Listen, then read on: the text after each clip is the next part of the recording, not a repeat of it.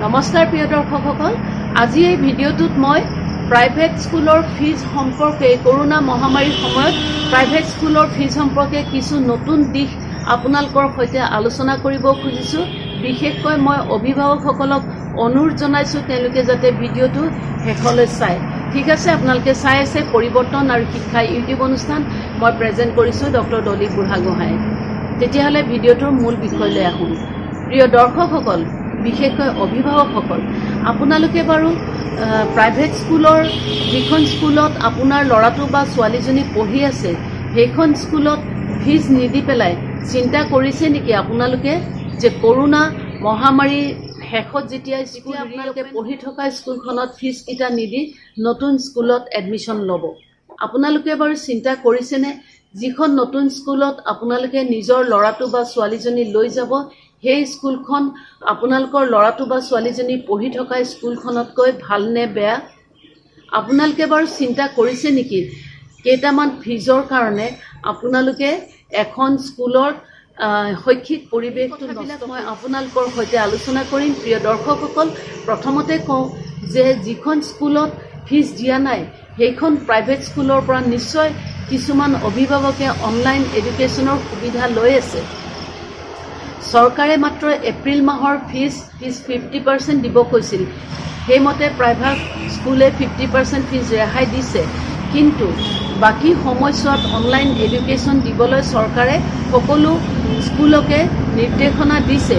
এইটো কাৰণে নিৰ্দেশনা দিছে যাতে ল'ৰা ছোৱালী পঢ়া শুনাৰ লগত জড়িত হৈ থাকে, যাতে ল'ৰা ছোৱালীয়ে পঢ়া শুনা কণ্টিনিউ কৰি থাকিলে ছেপ্টেম্বৰ অক্টোবৰ মানত স্কুল যেতিয়া ৰিঅ'পেন হ'ব তেতিয়া চিলেবাছ কমাই হ'লেও পৰীক্ষা পাতি পেলাই ল'ৰা ছোৱালীৰ বহুমূলীয়া এটা বছৰ নষ্ট হোৱাৰ পৰা বচাব। সেইটো কাৰণে চৰকাৰে অনলাইন এডুকেশ্যন যোগে শিক্ষা প্ৰদান কৰি থকাৰ কথা কৈছে। অনলাইন এডুকেশ্যনৰ যোগেদি শিক্ষা গ্ৰহণ কৰি থাকিলে আপোনালোকৰ ছাত্ৰ ছাত্ৰী শিক্ষকৰ সৈতে তেওঁলোকৰ জড়িত হৈ থাকিব আৰু স্কুলৰ সৈতেও তেওঁলোকে জড়িত হৈ থাকিব। তেওঁলোকৰ শিক্ষাৰ প্ৰতি অনীহা ভাৱটো নাহিব। সেইকাৰণে চৰকাৰে এই শিক্ষা প্ৰদান কৰি থাকিব দিছে। এতিয়া কথা হৈছে যিসকল অভিভাৱকে অনলাইন এডুকেশ্যন যোগে শিক্ষা লৈ পেলাই তেওঁলোকে ফিজ দিয়া নাই, তেওঁলোকৰ লগা নাই নে তেওঁলোকে স্কুলখনৰ প্ৰতি আৰু শিক্ষকসকলৰ প্ৰতি অন্যায় কৰিছে?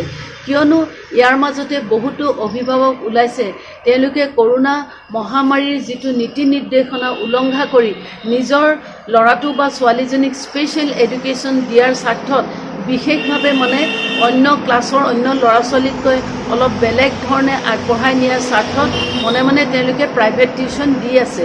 গতিকে এয়া কৰোনা পেণ্ডেমিকৰ নীতি নিয়ম উলংঘা নহয়নে? যিটো কাৰণে স্কুল বন্ধ ৰাখিছে চৰকাৰে, সেইটোৰ কাৰণে আকৌ আপোনালোকে বেছি ফিজ দি, যিহেতু প্ৰাইভেট টিউশ্যনত বেছি ফিজ লাগে, সেইটোৰ কাৰণে আপোনালোকে বেছি ফিজ দি পেলাই নিজৰ ল'ৰাটো বা ছোৱালীজনীক ছ'চিয়েল ডিষ্টেঞ্চিং মেইনটেইন নকৰাকৈ শিক্ষা প্ৰদান কৰাই আছে।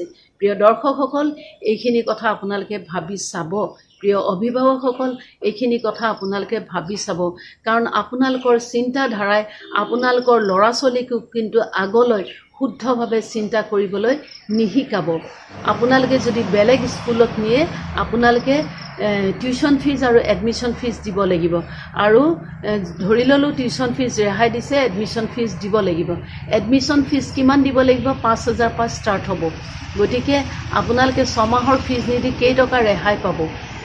যিটোৰ কাৰণে আপোনালোকে ভালকৈ চলি থকা স্কুলখনত, আপোনাৰ ল'ৰাটো বা ছোৱালীজনীয়ে ভাল পোৱা স্কুলখনত আপোনালোকে সৰু সৰু পলিটিক্স কৰি তাৰ শৈক্ষিক পৰিৱেশ নষ্ট কৰিছে।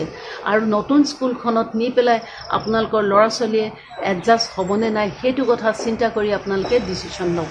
ঠিক আছে, আপোনালোকৰ ইচ্ছা আপোনালোকে নিজৰ ল'ৰা ছোৱালীক ক'ত পঢ়ায়, কিন্তু য'তে পঢ়াব সদায় ভালৰ ফাললৈ নিব, বেয়াৰ ফাললৈ নিনিব। আজিলৈ ইয়াকে ক'লোঁ।